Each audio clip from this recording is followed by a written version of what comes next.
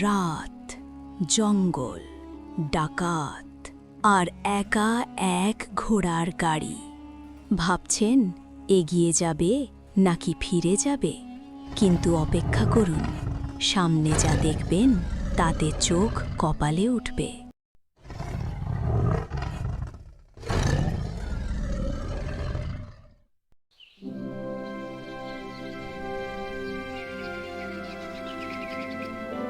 হে আল্লাহ, আজকের দিনটা ভালো করো, গ্রামের সব মানুষকে সুস্থ রাখো। করিম ছিলেন বড় ভাই। তিনি খুব ধার্মিক। সকালে ঘুম থেকে উঠেই তিনি নামাজ পড়তেন, দোয়া করতেন।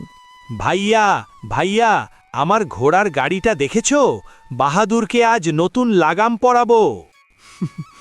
শামীম, তোর সব সময় ঘোড়া নিয়ে মাথা ব্যথা, একটু ইবাদত কর না। ভাইয়া, বাহাদুরই আমার ইবাদত, ওকে ভালো রাখলেই আল্লাহ খুশি।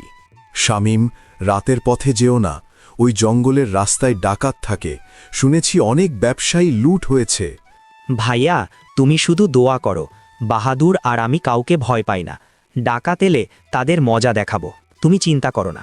আল্লাহ মালিক, তুই যা বলিস, কিন্তু সাবধান থাকিস, আর আমি তোর জন্য অপেক্ষা করব, জেগে থাকব। একদিন সকালে সোনাপুরের হাটবার। শামীম ঘোড়ার গাড়িতে তেল, লবণ, মশলা আর নানা রকম পণ্য ভরলেন। 1 বস্তা তেল, 2 বস্তা লবণ আর 5 বস্তা মশলা।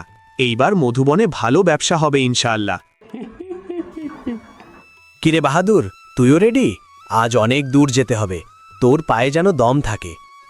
আল্লাহ মালিক, ভাইকে নিরাপদে রেখো। ওর বুদ্ধি একটু কম, কিন্তু মনটা ভালো, তুমি রক্ষা করো। চলো বাহাদুর, চলো, আজ মধুবন লুট করব। আরে না না, লুট নয়, ব্যবসা করব। এরপর ছোট ভাই শামীমের সাথে জঙ্গলের ভিতরে কি হলো, তাকে কি ডাকাতরা মেরে ফেলল নাকি বাঘে খেয়ে ফেলল, জানতে চোখ রাখুন আমাদের পরের পর্বে। আর হ্যাঁ, এই ভিডিওটি কেমন লাগলো আমাকে জানাতে ভুলবেন না। কমেন্ট করুন এবং লাইক সাবস্ক্রাইব করে দিন, এবং পরে কি হলো জানতে আমাদের সাথেই থাকুন।